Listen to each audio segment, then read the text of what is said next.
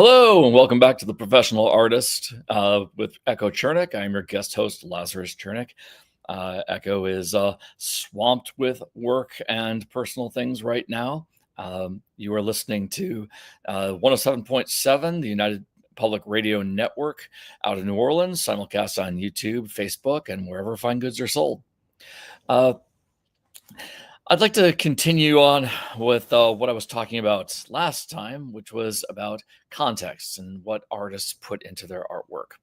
And I talked a little bit about process before, about composition and all those wonderful things. But today I thought I'd give some critical examples. Art is very difficult to explain over, visual art is very difficult to explain over an audio medium.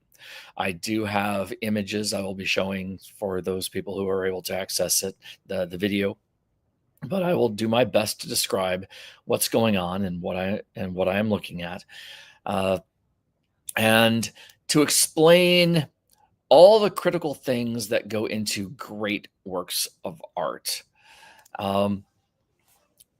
and what a human mind brings to it that these computers are attempting to copy, but the prompters are unable to ask for. Last week, I discussed Echo's poster for Tosca. I'm going to pull that up, share the screen. Let's see.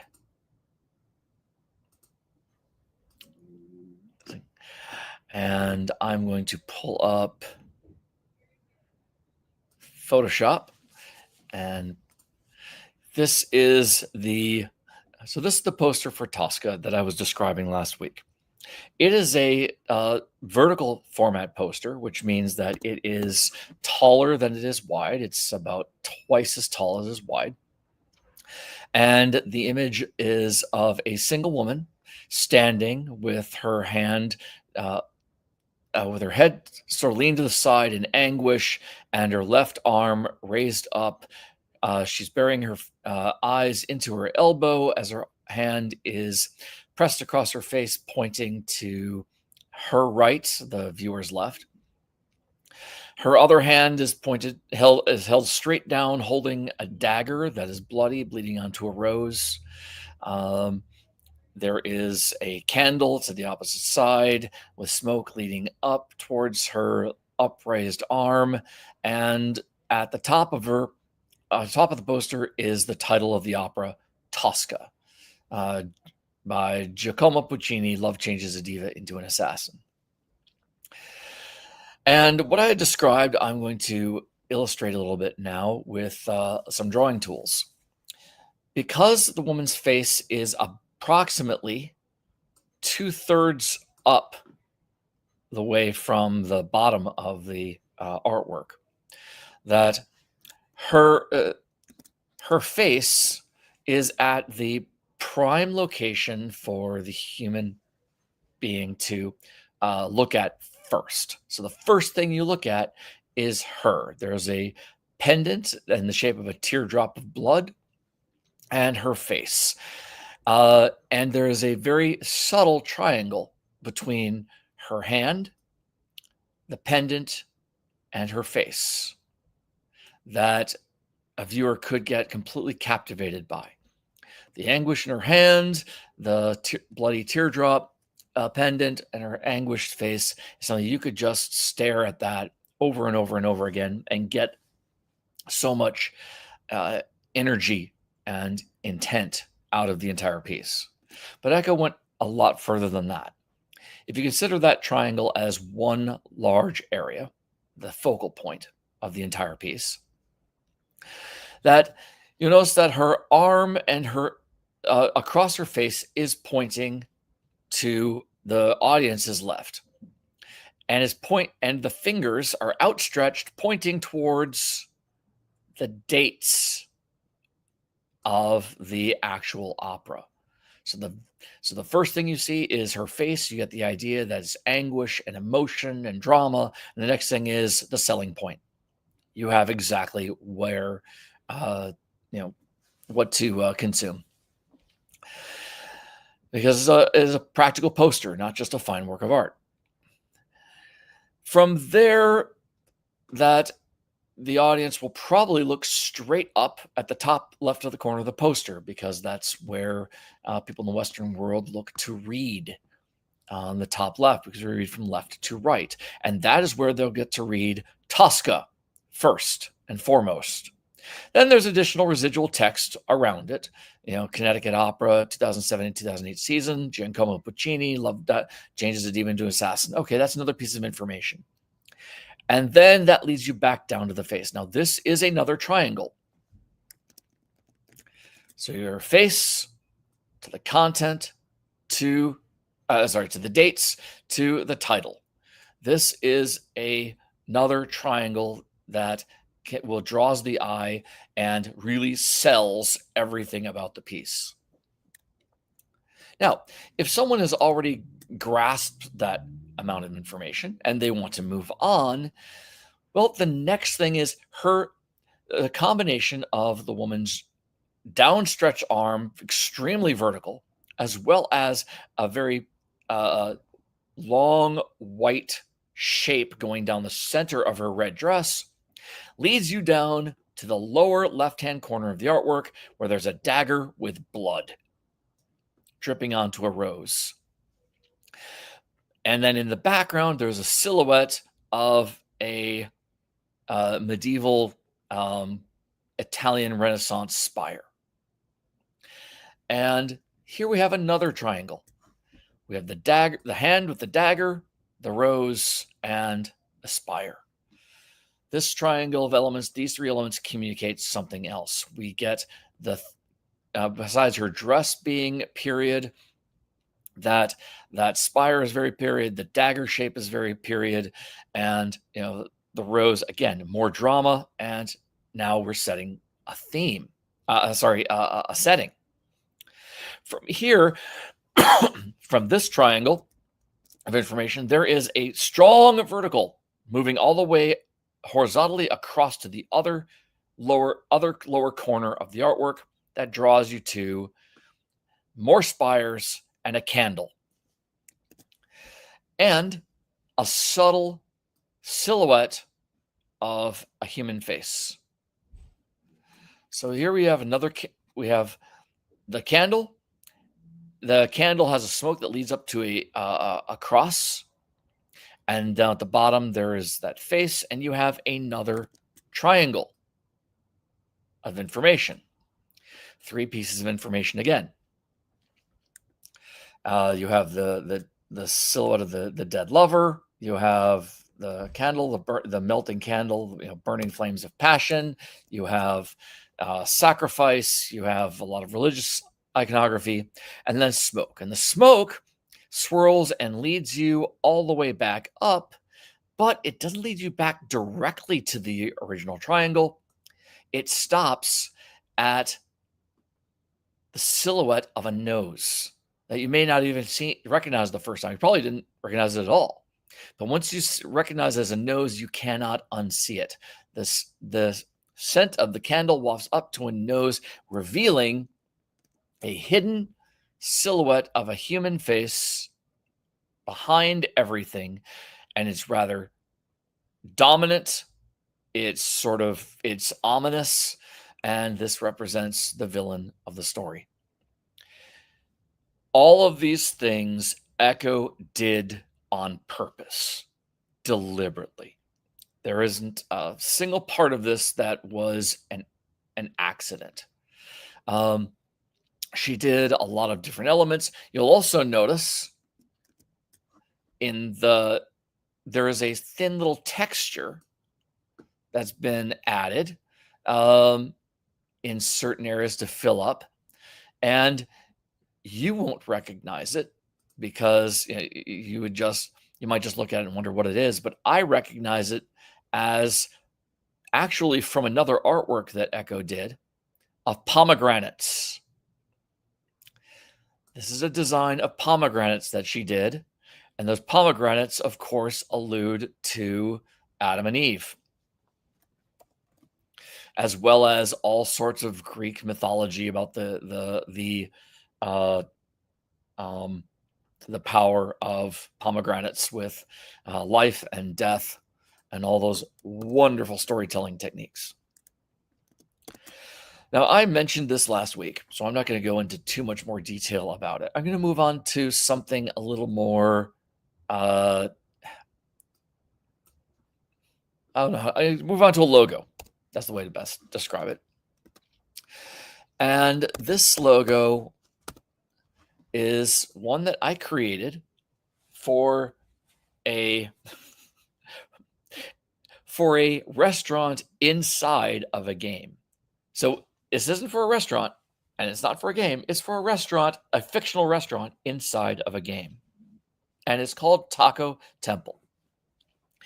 It is a cyberpunk game. This is supposed to be a futuristic, a slightly futuristic game universe set into the real world.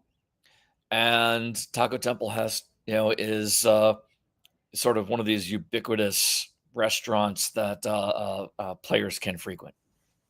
Now, I made this logo myself, and I'm incredibly proud of it because of how detailed it is and all the thought that went into it. To describe it, it is the word taco written over the word temple.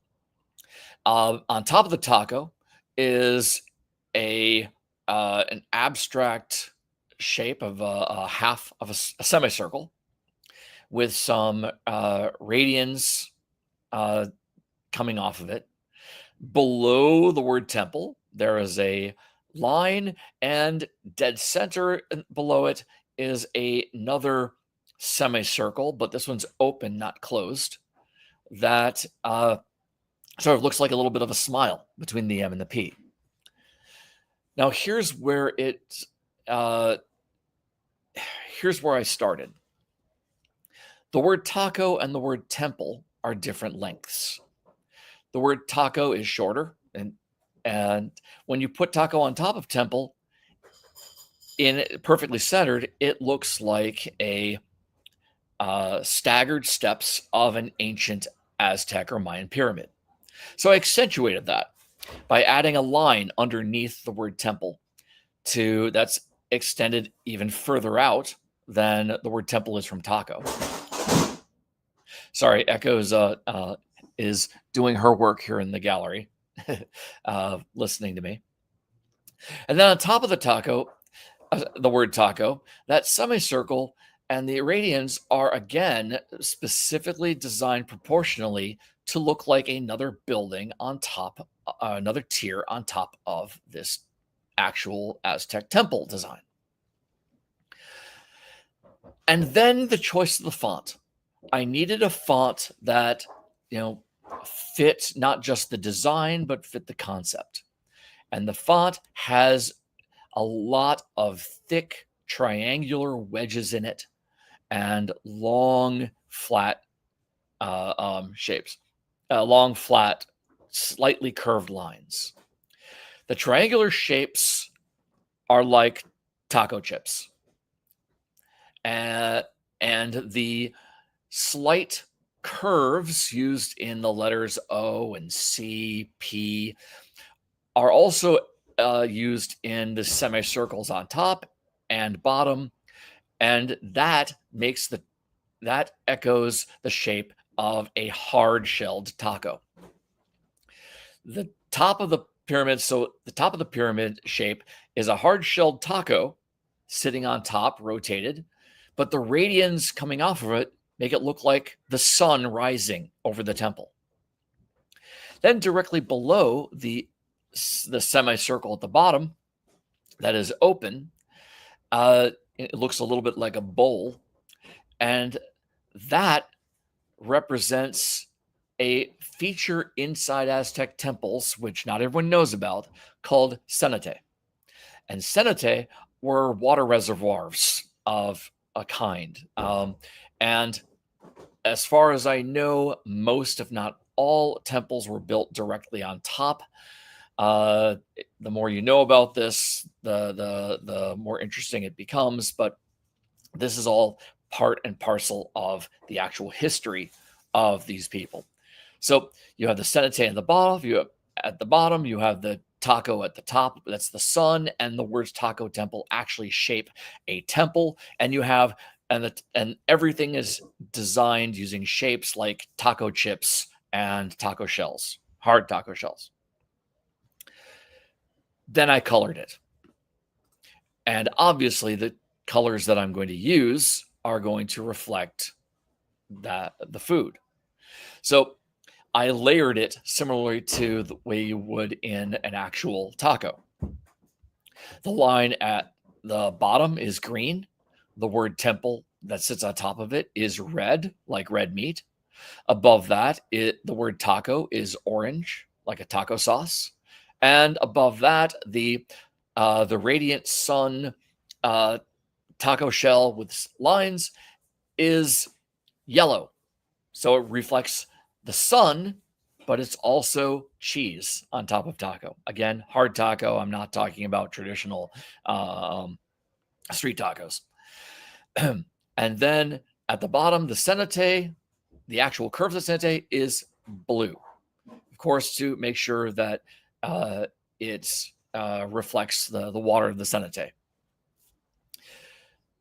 This is not something that quote unquote artificial intelligence could figure out, could design. It really required a lot of care, research, intent to put this all together. And I'm quite proud of it. It's also very attractive, and I can justify everything. If anyone who came in the design process and said, well, I don't like the font, like it's supposed to represent taco chips. Oh yeah, I guess it does look like taco chips. Okay. Well, but what do you have why is the taco up there with those lines up there? It's like, because it makes sure it looks like people think of it as the sun. Oh yeah. Is with a justification for every single element here, it ties together. They have to reject the entire logo at once, or they have to contribute something to it.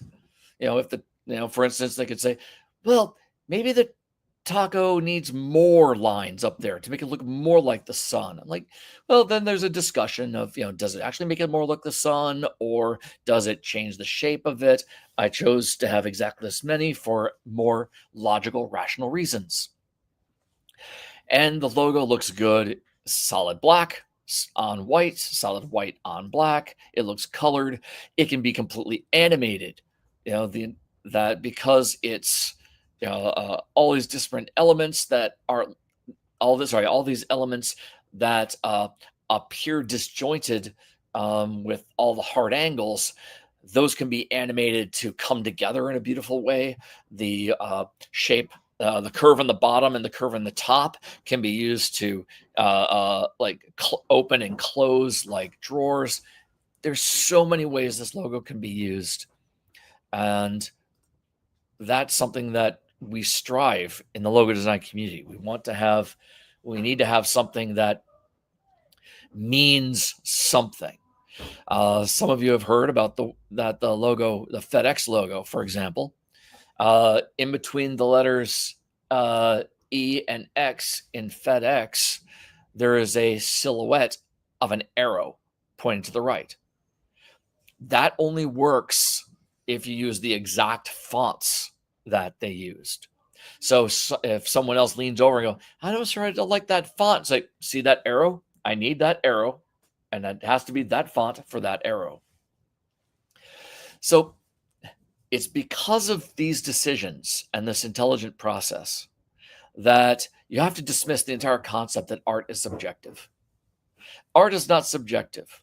A reaction is subjective, but the creation process is not.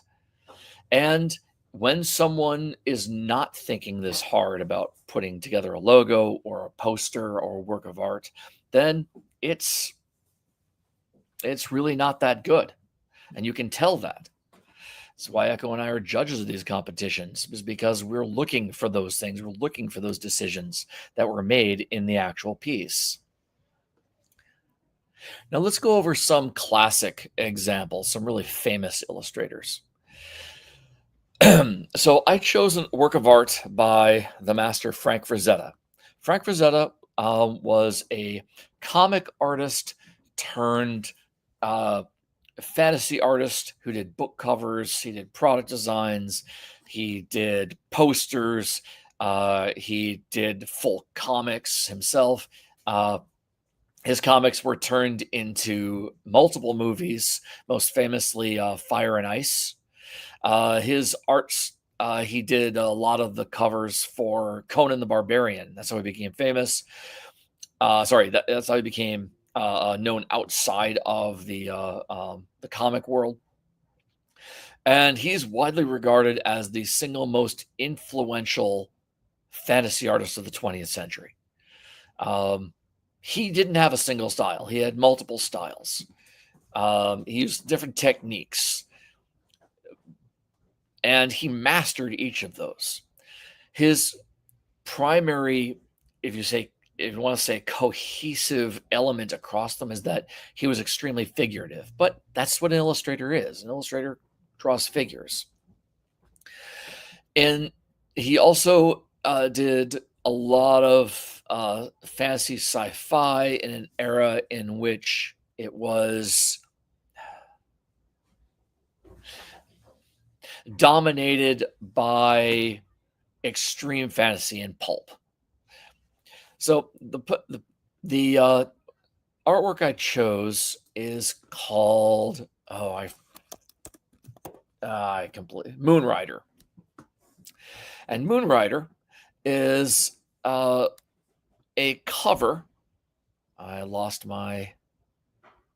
Sorry, I lost my.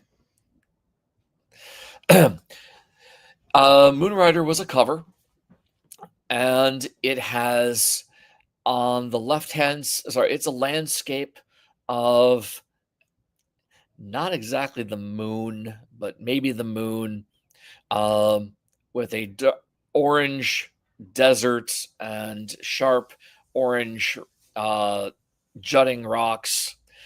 And in the background is the earth, like the moon, but it's extremely large. In front of the moon is a medieval Saxon knight with a lance on a horse, carrying in full armor and helmet with a feather or horsetail flying from it, and a shield with a dragon on it. And he is charging towards a pair of naked, hairless, ogre-like creatures, one of them with a large wooden club, that look like they were about to accost a mostly naked maiden, a human maiden, on the ground, but they are not looking at her anymore. They are looking at him, the charging knight. Now, what makes this so powerful and dramatic are what's called the angles. All right, first thing I'm going to do, the angles of this are draw you towards the single focal point. This is a horizontal artwork, which means it's wider than it is tall, and 2/3 up there is the waist of the knight.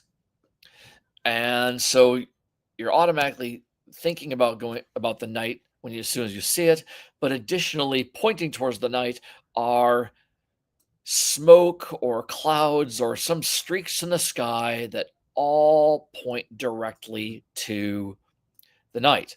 But not just that, the actual horizon line draws to the knight, and then a slope of the hill of the rock outcropping that the monsters and the girl on are also pointing towards the knight. And then so is shadows and different pointing towards the knight. And then trail of smoke coming from behind the horse is also pointing towards the knight. Everything is pointing towards the knight, and the knight is silhouetted by this giant circular moon to let you know that this is the protagonist of the story.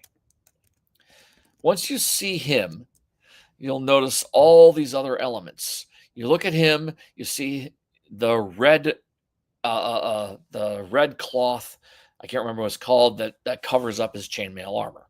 From there, you also see the horse's face, beautifully rendered, charging face, exhilarating face.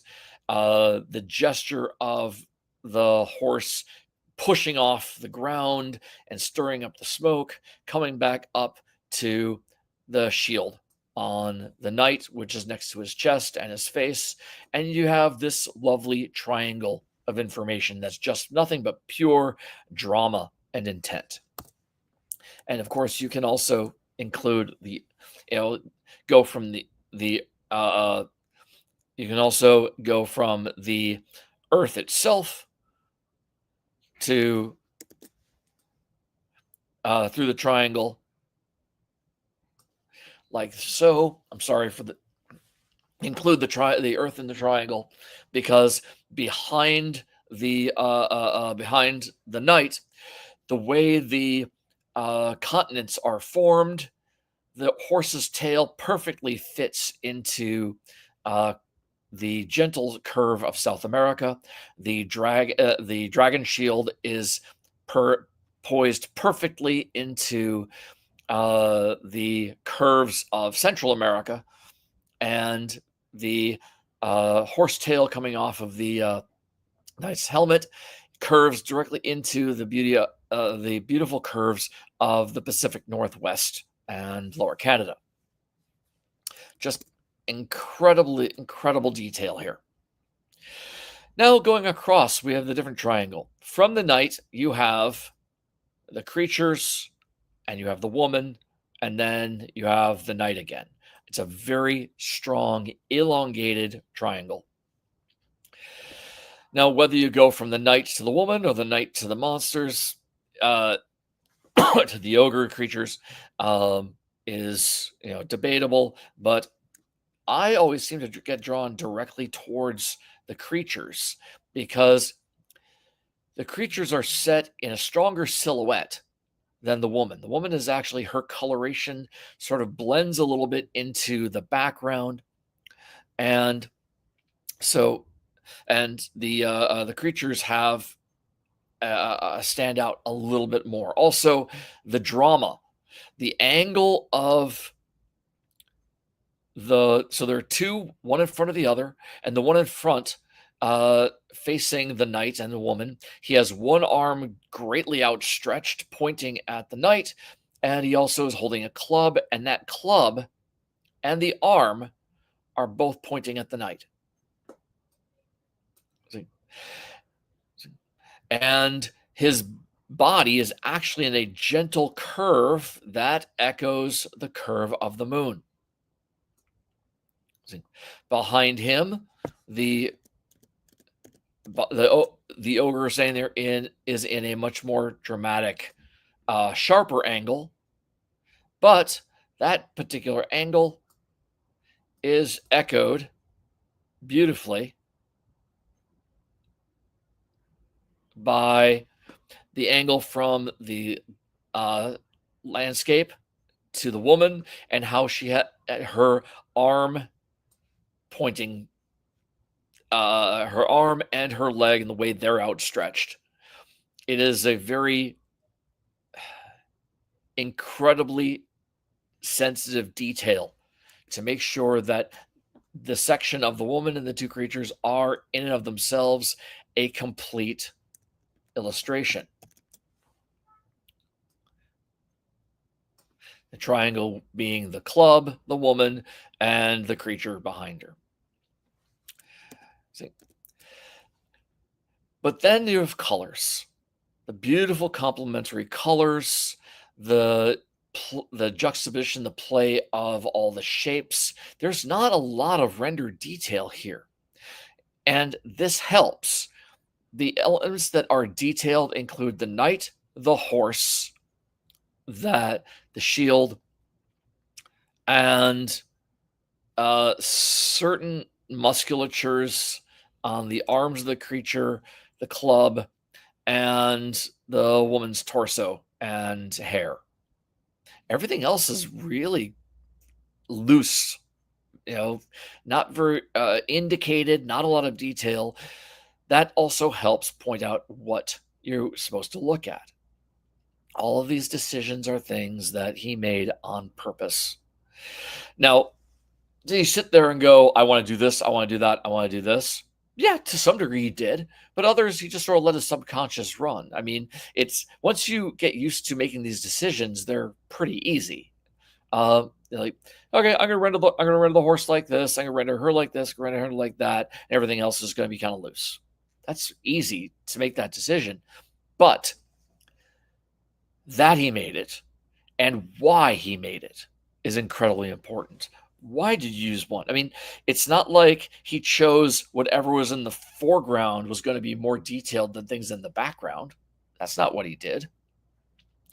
So, AI art, one of its biggest challenges is in focal points. It either renders everything equally or it renders it renders things ridiculously. There will be things that don't need to be rendered much at all that are incredibly detailed. You have elements that should be detailed and aren't rendered at all. That's one of the problems with letters. Sconces drive me nuts, and fences that you can instantly tell when an AI created a work of art like architecture. If you look at the details of a fence or a window or a sconce, and you look at them, and there are literally pieces of metal floating in midair. No human being does that. Every human being knows that when they're drawing a line that this piece of metal is going to be connected. This stone is going to be resting on this. It's just you just can't think of anything else. Computer doesn't know what these are. Doesn't know what that the fence that is a sconce or a filigree piece of metal or a glass. It doesn't know what physics is. It doesn't know how concrete structure works that human beings know intimately. It just goes, line does this sort of, and throws it in. And I have caught numerous young artists saying, no, no, no, I didn't use AI. And I point and I said, then why on earth did you paint this piece of metal floating in the midair? And their only choice is either admit it or to say that they've never seen a piece of metal in their life. That's not going to work. So Frank Frazetta is one of the masters. But before him was another master named Howard Pyle, and I have to move on to another one. Howard Pyle, Pyle, was an illustrator and an instructor who taught other illustrators. And if Frazetta is considered the master of the 20th century, Howard Pyle is considered the Grand Master, the Dean, he was so prevalent and was so influential that they call it the Howard Pyle School of Illustration. Okay. He was most famous for his exotic works like pirates and combat and warfare, but he did everything. He illustrated Long John Silver. He illustrated a bunch of other things. The illustration I'm looking at right now is one of Captain Kidd bearing a treasure. Now, I could go into all the details again with triangles and organization, but I'm going to talk about something else with this piece.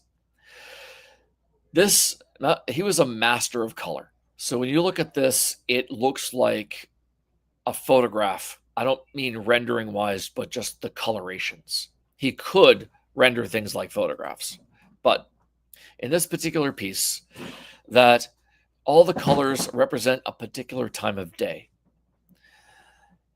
And there are 1, 2, 3, 4, 5 figures, plus a ship, plus treasure boxes in the foreground. Captain Kidd is in the upper left-hand side. He's wearing a dark gray or blue jacket with a red sash. He has uh, a black flat-topped, wide-brimmed hat. He also has a red bandana around his forehead. He has an earring, and he has a capris with long socks and some ankle boots.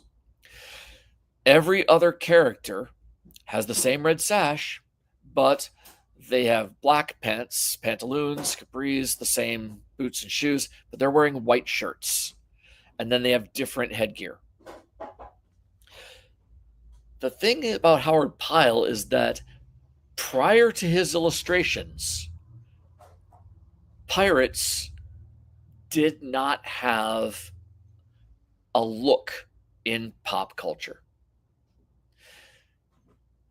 He illustrated so many that it was his personal vision of pirates that we have today. The only reason why Pirates of the Caribbean looks the way it does today is because of Howard Pyle. He decided that. He decided that they were going to wear these clothes, those black pants, and those white shirts. Real pirates dressed in whatever clothes they happened to have at the time. And if they had money, they might buy better clothes, you know. But he gave them essentially a uniform of sorts. And there's another illustration he did. In this case, it's titled "Divvying Up the Treasure." More pirates. Again, all the pirates have black pants. They have red sashes around their waist and lots of different headgear. Some of them are wearing white shirts. Some of them are bare chested. Some of them are wearing hats. There's one person wearing an Asian farmer's hat. Many of them some are wearing do rags. One is wearing a face wrap in a Middle Eastern style. One is wearing a traditional Western European farmer's hat. But the captain, again, is in a blue jacket with a cap. But this time, the cap is a little more conical, and there is a bright red feather. So once again, the captain stands out, and all the other characters have a uniform of a kind. He made these decisions, and because he made these decisions, he changed how the entire world thinks of pirates, an entire element of history. Now, he was wrong, but he didn't care because he was trying to make a work of art and communicate something.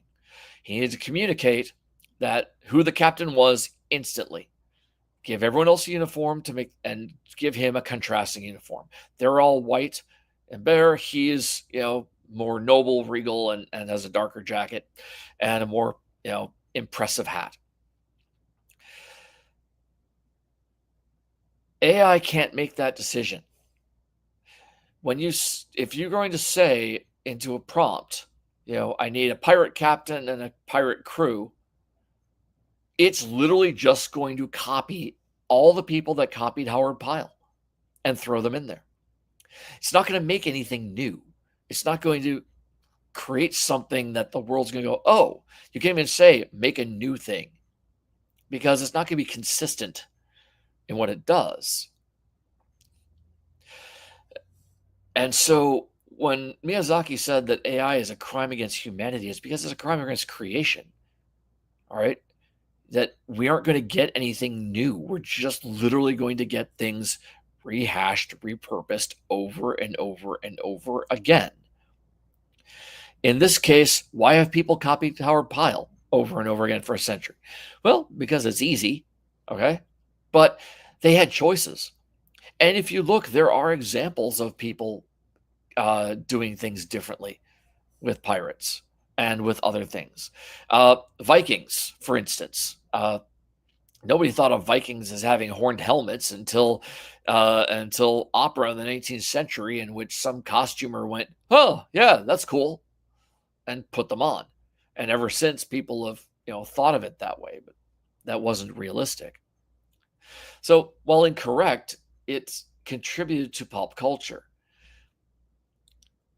And it did so with rational reasoning. This is intelligent design. And lastly, I'm going to go over a modern artist and one of my favorite illustrations of all time. This is an illustrator named Janet Alicio.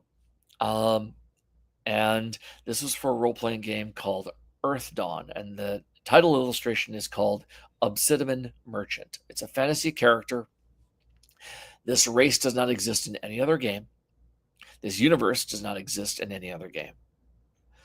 And it is a mind-boggling collection of exquisitely purposeful textures and shapes. If you would like, I would encourage you to Google Janet Alicio, and her last name is spelled Aulisio. The artwork is Obsidian, which is basically obsidian, but with man at the end. Obsidimen or MAN. Or you can look at it here. And she, like Howard Pyle, created someone new.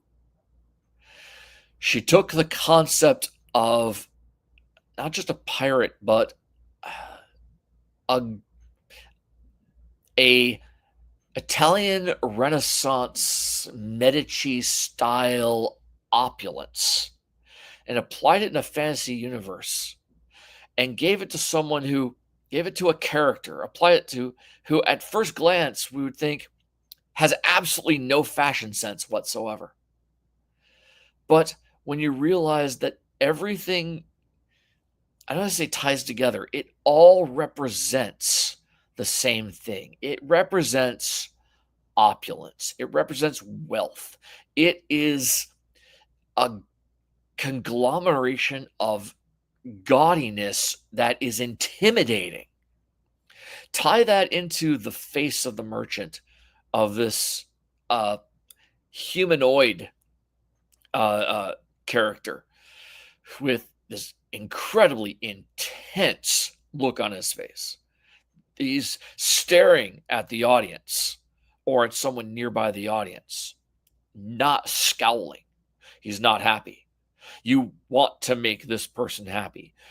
You know, is it a negotiation deal? Is someone who failed him for something?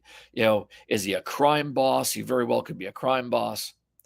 You know, but even his skin tone has textures all over it. Now, that's part of the game. That was part of the assignment, that they have textures, but she didn't fall back on that. She didn't decide to make him, oh, let's make a bare-chested, burly man and just have all the texture in his face. No. It's like, this guy is going to be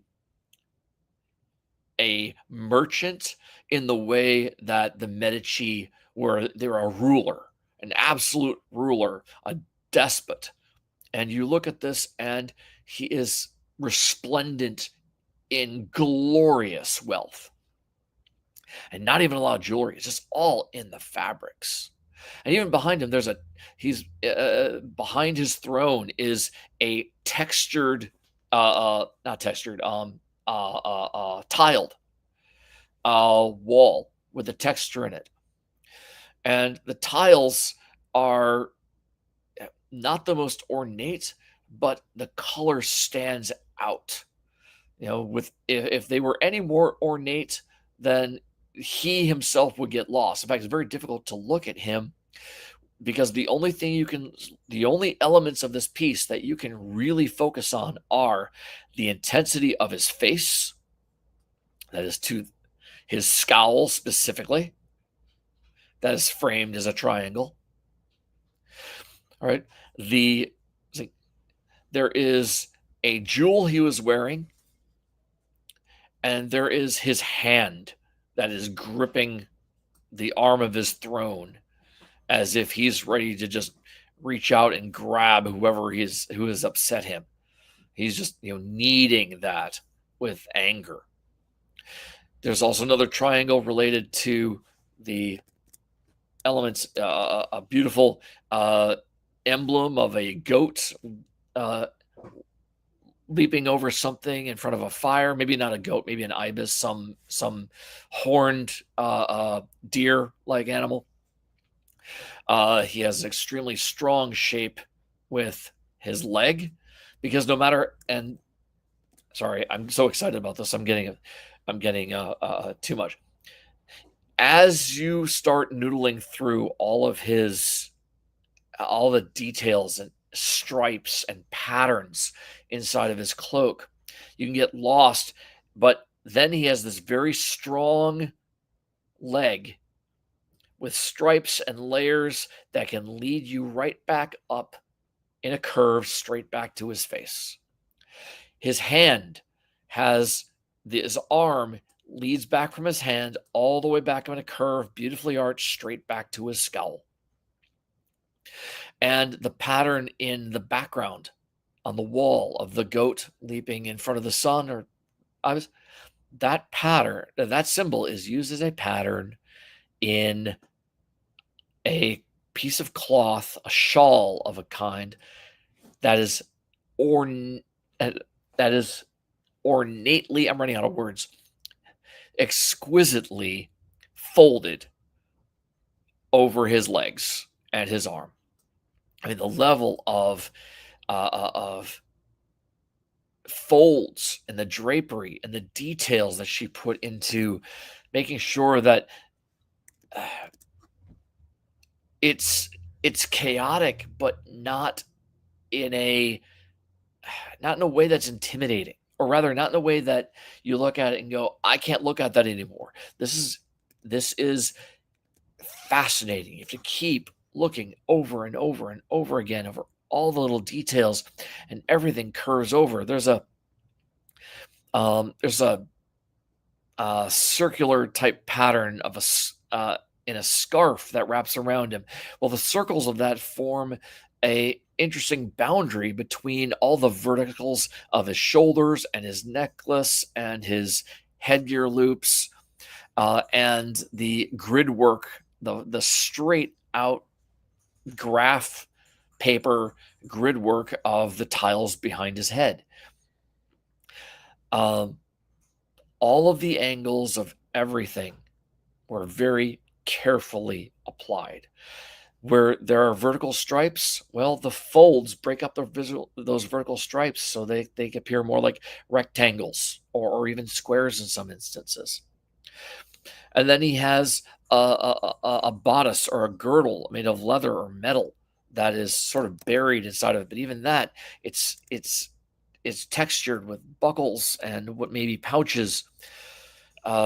His pendant that he has is not one necklace of many, and all the strands of the necklace all flow back up towards his face, which sounds like a no-brainer because that's just what pendants do, right? Necklaces are hanging, they're going to frame the face, but the colors make them stand out and really force that. And every one of these things, so beautifully done, is so intelligently designed, is what makes the difference between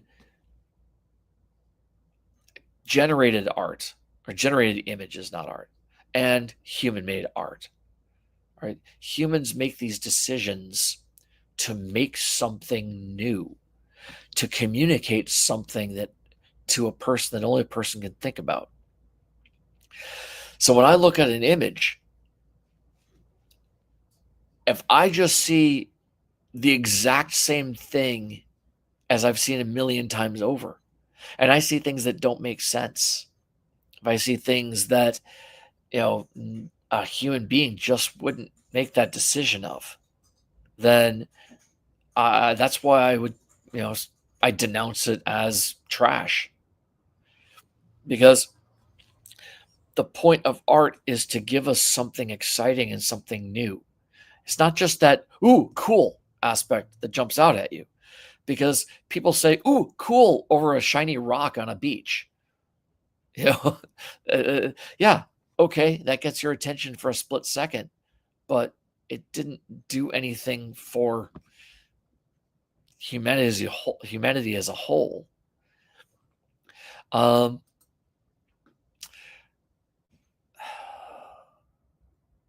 I can't think of anything else to say at this point. Thank you very much. It is time anyway. Uh, this has been like, um, oh shoot, did I do all that without adding it to the stage? Without showing people what I was doing?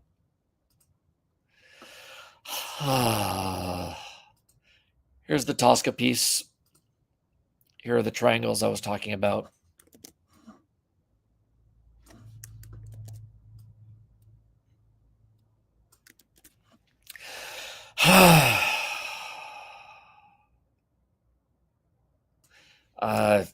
Sorry.